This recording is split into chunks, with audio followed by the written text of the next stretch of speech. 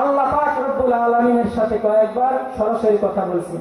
হ্যাঁ, তো একদিন মুসা আলাইহিস সালাতু ওয়াস সালাম আল্লাহ তাআলাকে বলতেছে, হে আল্লাহ, আপনি কি ঘুমান না?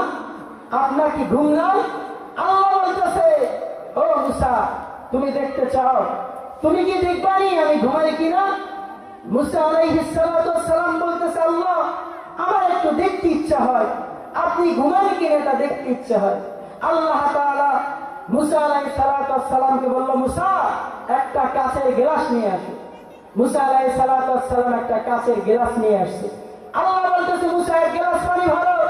মুসা আলাইহিস সালাতু ওয়াস সালাম যখন কাচের গ্লাসে এক গ্লাস পানি নিয়ে আসছে, আল্লাহ তাআলা মুসা এখানে দাঁড়িয়ে থাকে।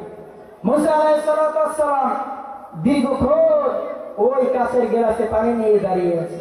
কত সময় দাঁড়িয়ে থাকা যায়? অনেক সময় দাঁড়ানোর পরে মুসা আলাইহিস সালাতু ওয়াস সালামের একটু ঘুমের ভাব আসছে। ঘুমের যখন একটা ভাব চলে আসছে, তখন মুসা আলাইহিস সালাতু ওয়াস সালামের হাত থেকে ওই কাচের গ্লাস নিচে পড়ে ভেঙে পানি পড়ে গেছে। আল্লাহ তাআলা তখন মুসা আলাইহিস সালাতু ওয়াস সালামকে বলতেছে, হে মুসা, বিষয়টা হলো কেমন?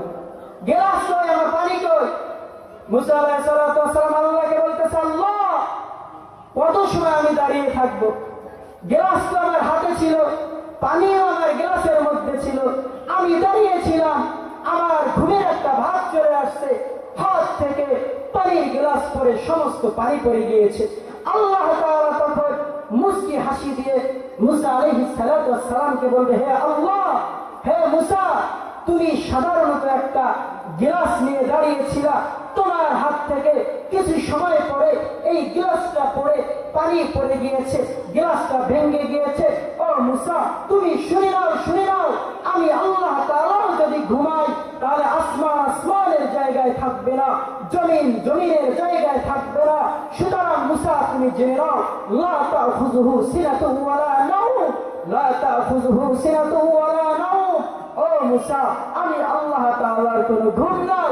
ও মুসা, আমি আল্লাহ তাআলার কোনো নিদ্রা নাই। আল্লাহ তাআলা ঘুমায়নি?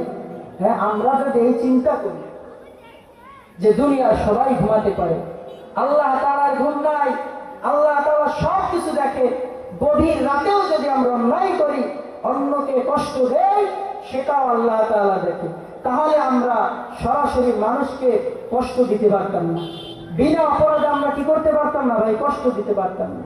বিনা অপরাধে যদি কেউ কাউকে কষ্ট দেয়, তাহলে তার কি হবে বলবো? ঘুমাচ্ছেন না আপনারা? তাহলে বলি, বিনা অপরাধে যদি কেউ কাউকে কষ্ট দেয়, তাহলে তার পরিণামটা কেমন হবে?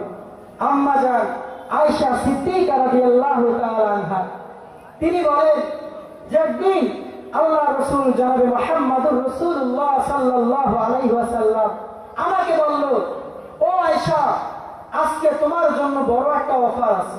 কি অফার? আয়েশা, আমি মুহাম্মদ তোমাকে কথা দিলাম, আজকে তুমি আমার কাছে যা চাবা, আমি মুহাম্মদ সেটাই তোমাকে দান করব। আয়েশা সিদ্দিকা রাদিয়াল্লাহু তাআলা আনহা মনে করলে যে মুহাম্মদুর রাসূলুল্লাহ সাল্লাল্লাহু আলাইহি ওয়াসাল্লাম একটা সুযোগ যখন দিছে, তাহলে ছোট কিছু চাওয়া যাবে না, মোটামুটি বড় কিছু চাইতে হবে। তো আয়েশা সিদ্দিকা রাদিয়াল্লাহু তাআলা আনহা তখন বয়সে ছোট ছিল, তেমন একটা বুদ্ধি হয়নি। আয়েশা সিদ্দিকা রাদিয়াল্লাহু তাআলা আনহা আল্লাহ রাসূলকে বলল, ইয়া রাসূলুল্লাহ, ইয়া হাবিবাল্লাহ, আজকে আপনি আমাকে একটা অফার দিয়েছেন, তো মুহাম্মাদের কাছে যখন চাবো, তাহলে তো ছোট কিছু চাওয়া উচিত হবে না, বড় কিছু চাওয়াই দরকার। তো আপনার কাছে আমি অনুমতি চাই, আপনি যদি বলেন, তাহলে আমি আমার পিতা আবু বকর সিদ্দিক রাদিয়াল্লাহু তাআলা আনহুর কাছে গিয়ে আমি জিজ্ঞাসা করবো, বাবা, মুহাম্মদ আমাকে একটা জিনিস দিলে আমি কি চাইতে পারি?